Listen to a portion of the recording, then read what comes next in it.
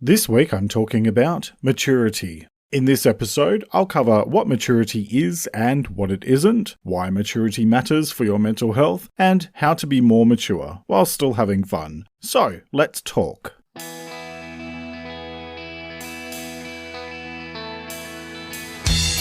This is Let's Talk About Mental Health, a weekly podcast full of simple ideas for better mental health. I'm your host, Jeremy Godwin, and I'm an Australian writer and speaker who spent most of the 2010s dealing with severe depression and anxiety, and that led me to change careers to study mental health. In this show, I use my knowledge of psychology, sociology, and counselling, combined with my personal experiences of dealing with mental illness, to bring you a show full of ways to improve your mental well-being, one step at a time. Each week, I look at one specific topic and go through simple things you can do to improve your mental health. So, get comfortable and let's talk about mental health. Because the more we talk about it, the easier it gets. Hello and welcome to episode 85, and thanks so much for joining me. This week is all about maturity. How do you have a conversation about maturity and immaturity in a direct and honest way while not coming across as preachy? Well, I have no idea, but I'm certainly going to try my hardest to get the balance right. Will it work? We're about to find out. Before I begin this episode, this week on Let's Talk About Mental Health TV, I'm talking about how focusing on your growth improves your mental health, and I'm sharing a few simple ways to incorporate more growth into your day-to-day life. Watch it now on YouTube or head to letstalkaboutmentalhealth.com.au for that and all past episodes of the show. And if you like what you see, subscribe to the channel and turn on notifications to be alerted when I post new videos every Wednesday. I'll be posting a lot more content there over the coming months, and your support on YouTube would be greatly appreciated as I continue to grow on that platform. And if you'd like an extra dose of better mental health each week, sign up for my weekly newsletter at letstalkaboutmentalhealth.com.au/subscribe, which is a free and short dose of stuff that I've found inspiring, interesting, or just plain entertaining throughout the course of the week. You'll find the link for that and for the YouTube show in the episode description on whatever podcast service you're currently listening to me on. So with all of that covered, on with this week's episode about maturity. I used to get in trouble at work for singing the Spice Girls non-stop, which will probably come as no surprise to anyone who's ever listened to a single episode of this show because I quote them incessantly. For me, I've never been able to understand why so many people see having fun at work as a bad thing. I mean, let's be honest here, work can be tough, and it's called work for a reason because it definitely takes effort. So, a bit of lighthearted joy can make the world of difference, especially when you're dealing with issues or looming deadlines. In fact, I'd go so far as to say that enjoyment is the essence of productivity. The thing that I found myself being lectured for quite frequently, or looked down on by others, aside from being loud, was that apparently managers are supposed to lead by example, and the only so-called professional example is to be serious. Who the hell wrote that rule? Because I don't know about you, but I'd choose a happy manager over a serious and grumpy manager every single day. You can be emotionally mature and still have fun, because emotional maturity is about much more than whether or not you're the kind of person who always dressed up at work for Halloween, like me. And let's talk about age for a moment. Just because someone is in their 20s, 30s, 40s, 50s, or beyond, that doesn't mean that they're automatically mature. Certainly not in terms of emotional maturity, which is the main focus of today's episode. I'm sure we all know some people who are well into adulthood who could be described as emotionally immature, and emotional immaturity is something that can be really harmful to others and to yourself, and it can even become quite toxic. So part of the conversation today involves how to deal with it from others, as well as how to improve your own emotional maturity while still being able to have fun, because there often seems to be a lot of social pressure to have less fun in order to be mature, which is utter nonsense, and we'll just say that right up front. So, let's talk through some definitions. What is maturity and what is it not? Maturity is not about age because that's just a number which has zero bearing on how you choose to behave. Because maturity is about the way you think and the way you act. It is about having a solid understanding of who you are, which aligns with the idea of authenticity, which I covered in episode 55. And at the same time, it's about knowing who you are not. I think we often forget that there is just as much to be learned about life and about ourselves by becoming crystal clear on what we don't want, as well as understanding what we do want. And I often find myself telling people and clients who are stuck when it comes to figuring out what they want out of life to first identify what they don't want, because that can free your mind and it usually guides you to what you do want instead. Anyway, back to emotional maturity. Maturity is about being able to process your emotions and manage them in a healthy way. It's about being kind towards yourself and to others, and it's about taking responsibility for your words and actions and owning your mistakes. It's also about setting and maintaining healthy boundaries with others and with yourself. It's about being honest with yourself and others about who you are so that your needs can be met. And it's about allowing yourself to be vulnerable and recognizing that trying to be tough all the time can lead to harmful outcomes because bottled up feelings tend to make their way out eventually in one form or another. All of those attributes and more apply whether we're talking about you as an individual or if we're discussing the people in your life. Knowing the difference between mature versus immature reactions to situations and events can sometimes be challenging, but there are some fairly straightforward things to look for. According to Psych Central, adult emotions are generally appropriate to the situation. In everyday situations, it's usually mild discomfort like a warning, whereas childish emotions are either overly intense or suppressed. They are often followed by an inner conflict, usually between guilt and shame on one side and anger on the other, accompanied by unpleasant bodily sensations. And the conflict can persist long after the unpleasant situation is over. And the link for that is in the transcript, which you can find for this and all past episodes of the podcast at letstalkaboutmentalhealth.com.au/episodes. Now, I'll be coming back to the piece about childish versus adult emotions in a moment, but first, let's talk about other people and immaturity, because I'm sure we've all known someone whose default position when they don't get their own way is to rant and rave and curse and scream. It's the adult equivalent of a child throwing a fit in the supermarket or hurling a toy across the room. In fact, let's just call it what it is. It's a tantrum. I was unfortunately blessed genetically with a short temper because both of my parents have really short tempers, and I know that I've been guilty of the odd adult temper tantrum more than once or twice in my life, both at work and at home. And it's something that I'm doing a massive amount of work on. And by the way, my therapist keeps reminding me to stop being so hard on myself by always focusing on the negatives. I genuinely do focus on the positive stuff as well. So I want to point out that I have made massive steps in dealing with that stuff, but I'm just sharing that, none of us are perfect and that I'm certainly aware that I've had the odd tantrum or two in my past. Probably recent past, if I'm honest. But anyway, the point here is that tantrums come from feeling that your needs aren't being met, which is something that I want to explore a bit more now in the next part of the episode, why emotional maturity matters for your mental health. And it matters because how you treat others and how you treat yourself has a direct impact on the world immediately around you. And let me clarify there by saying that this is a way of me describing your life. What I mean by that is that you have your immediate circle in terms of family, friends, work, partner if you're attached, and so that is your immediate world. In other words, the main day-to-day life that you experience. When you move through your life in an emotionally mature way, you have a positive effect on the relationships around you, which then creates positivity that comes back to you, and it's a circle of love. On the other hand, emotional immaturity, such as ignoring other people's needs or feelings, avoiding responsibility, demanding attention from others, or handling problems with destructive behaviors like name-calling or bullying, these are all damaging to your relationships. I talked before about childish emotions versus adult emotions, and according to the same article by Psych Central that I mentioned earlier, some of our emotional responses are triggered by past memories, which can often subconsciously drive the things that we do and say in a way that we may not even realize. This could be due to feelings like guilt, shame, or fear, and a big part of dealing with your emotions is learning how to identify their root cause so that you can address it. For example, I know that some of my own needy behaviors have been driven by not feeling recognized or rewarded as a child by either of my parents, and so that led to a lot of insecurity as an adult.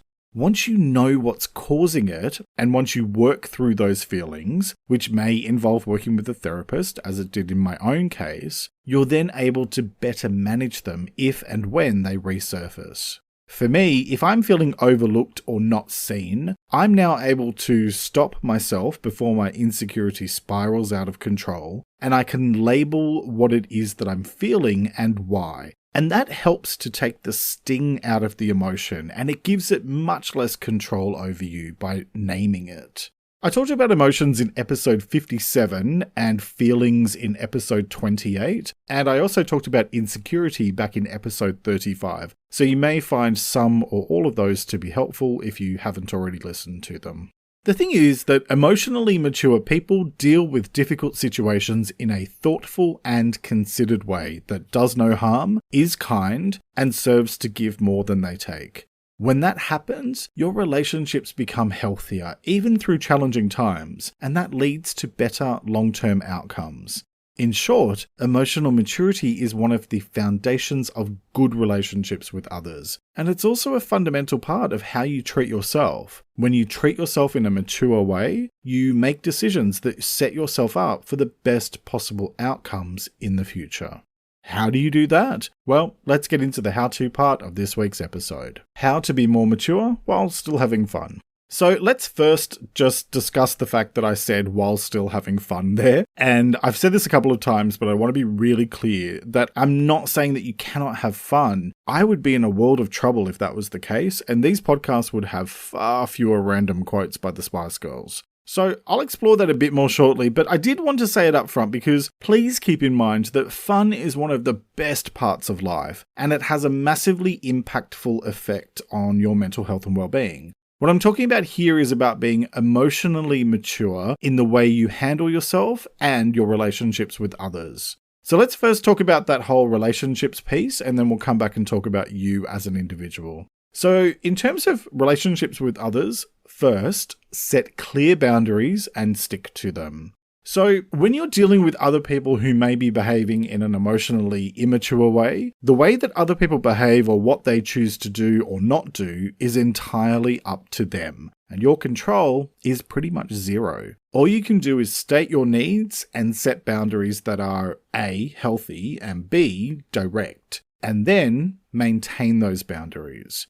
Now, I covered boundaries extensively in episode 53, so check that out for more detailed advice on how to set and maintain boundaries. But the point here is to stick to the boundaries. There's no point in setting boundaries if you're not going to adhere to them. A key part of that is covered in my next point, which is be direct and assertive. And I covered assertiveness in episode 45, so I'll just touch on it here. But the main thing is that if you don't stand up for yourself and ensure that your needs are met, then frankly, who will? And there's no point in beating around the bush with these things. That's why I'm so direct in this podcast and over on YouTube. Because when we avoid saying what needs to be said, or we try to shy away from having difficult conversations, we actually cause way more issues for ourselves and for others. Being assertive and asking for what you need can feel really uncomfortable sometimes, especially because it can occasionally involve a little bit of healthy confrontation. But the alternative is to do nothing and put up with bullshit from other people, which is much worse because that does harm to you. Do check out that episode if you find assertiveness challenging. And also, I'm going to be talking about dealing with conflict in an episode in a few weeks' time, so keep an ear out for that. My next point is focus on the positive. When dealing with someone who is less than mature in emotional terms, focusing on the negative can result in a relapse into childish behavioral responses. Now, while I'm definitely not advocating that you avoid tough conversations, like I said in the last point, be direct and assertive, it is also true that positive reinforcement goes a long way in smoothing over difficulties. So focus on what the person is doing or saying that is positive and praise them for that, and see the negative stuff as being a challenge that can be overcome. Look, kids love positive reinforcement, and so do most adults, whether we admit it or not. And most people who respond in an emotionally immature way are doing so based on emotional triggers from childhood, or unhealthy coping mechanisms that they've never learned to overcome. Yes, we are all accountable for our behavior, and yes, we should all be aiming to be the best version of ourselves possible, but everyone's journey is their own, and you can't control whether or not they decide to actually focus on self-improvement and personal growth. Choose to reinforce the good stuff as much as possible. I mean, I'm not suggesting that you go take them out for a happy meal at McDonald's, but do what feels appropriate. Okay, so now let's move on to the main part of this discussion, which is all about you and how to manage your own emotional maturity. And let's begin with be accountable.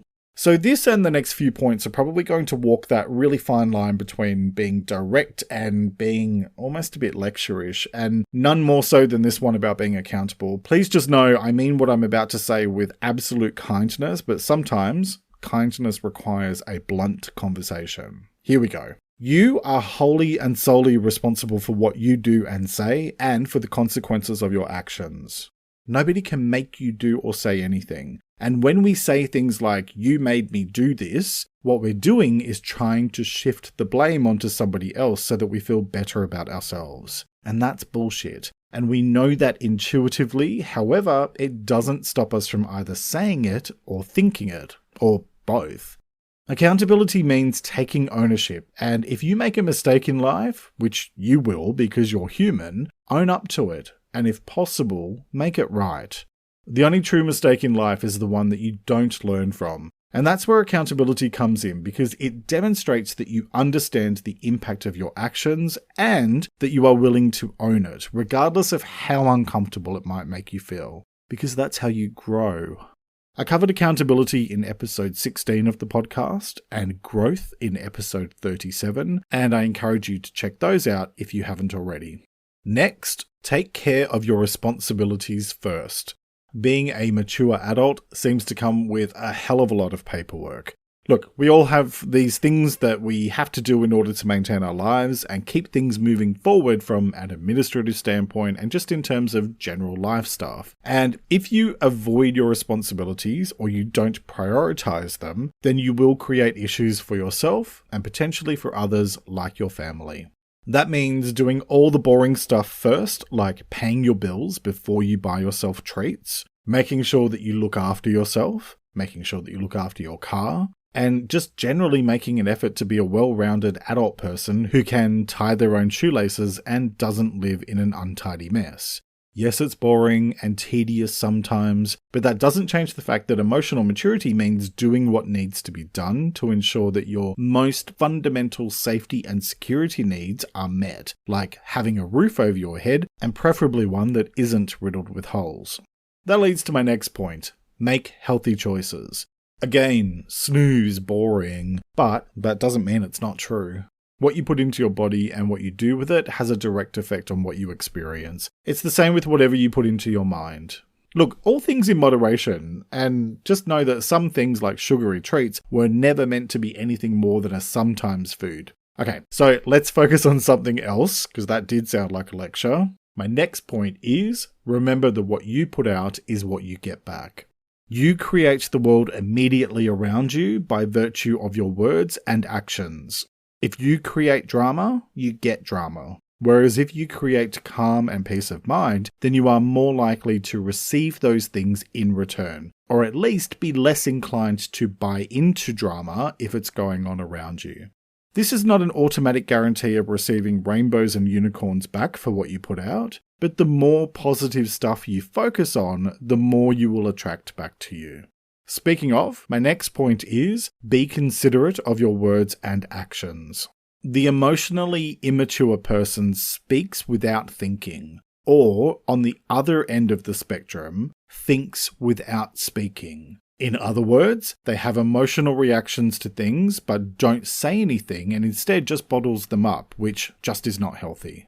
Think about what you're going to say or do before you say or do it, because when you are thoughtful in your words and actions, you are behaving in a considered and emotionally mature way. The next point is, find balance in all things. Too much of anything can throw you out of alignment, and so it is when it comes to your emotional maturity. For example, have fun, but don't go overboard to the point of unhealthiness, and also don't go so far in the other direction that you just become a nasty old grump, like that cranky lady in Gremlins. I love the topic of balance so much that I've actually covered it twice on the podcast, coming at it from different angles each time. It was covered broadly in episode 14, and then again in episode 49 where I talked about finding balance, so check those out. And so now my final point is deal with any shame or baggage that you may be carrying around. Now, I normally would have covered this off quite early on in the how-to bit, since I believe addressing the root cause of issues is the most effective way to improve your mental health. But I've left it until the end because I wanted to get all of the blunt stuff out of the way so that I could end on a more positive note. If you've been carrying around stuff for a long time, it's very likely that it can have an effect on your emotional maturity in terms of how you process things and, more specifically, how you react to situations and events. I don't think that you should be beating yourself up for that, but of course, nor do I think that it's something that cannot be changed, because you can deal with shame and baggage. Work with a therapist or counsellor to get to the root of your issues and address them, while also learning new coping mechanisms that are healthier and more productive. And with time, you'll see your emotional reactions to things begin to evolve. I've been doing this work myself, and it feels great when you realize that you're reacting to things in a much more emotionally mature way than your so-called default reaction that you've been experiencing for years. Also, just on that, I covered shame in episode 71 and baggage in episode 7, so you may find those helpful as well. Because when it comes to maturity and mental health, what it all boils down to is this. Being mature doesn't mean that you have to sell all of your toys and never have any fun ever again. If it did, I'd be in trouble, especially since I'm recording this talking to you while I'm watched over by my Spice Girls dolls. True story. But emotional maturity is about knowing who you are and being able to cope with challenges in a healthy and constructive way, rather than reverting to childlike behaviours. That takes time, as well as conscious work and effort, and it can feel really uncomfortable at first, as most growth does. But the way you react to situations and events around you, as well as what's going on within you, is always up to you. It's just a matter of whether or not you choose to deal with issues in a non-constructive way or a constructive way. The choice is yours, as it is with all things related to your well-being. So, what choice will you make today? Each week I like to finish up by sharing a quote about the week's topic, and I encourage you to take a few moments to really reflect on it and consider what it means to you. This week's quote is by an unknown author, and it is: "Maturity is not measured by age. It's an attitude built by experience." Let me repeat that. Maturity is not measured by age. It's an attitude built by experience. Alright, that's nearly it for this week. Next week, I'll be talking about focus. I've talked a lot about how what you focus on creates your reality, and when we're dealing with issues like worry about the future or ruminating over the past, it can be really challenging to bring our focus back to the present so that we can deal with things in the here and now. But what does managing your focus actually mean? And how does it influence your mental health and well-being? Well, next week I'll be talking about what focus is, why understanding your focus is essential for good mental health, and how to manage your focus in a healthy way. I hope you'll join me for that episode, which will be released on Sunday the 4th of July. And join me for Let's Talk About Mental Health TV on YouTube, with new episodes released every Wednesday. You'll find the video at letstalkaboutmentalhealth.com.au, along with links for all past episodes of this podcast. And while you're there, join the mailing list for exclusive updates and my weekly newsletter. You can also find the website links in the description of this episode on whatever podcast service you're currently listening to me on. Follow Let's Talk About Mental Health on Instagram, Pinterest, or Facebook at LTA Mental Health, where I post extra content daily. Thank you very much for joining me today. Look after yourself and make a conscious effort to share positivity and kindness out into the world, because you get back what you put out. Take care and talk to you next time.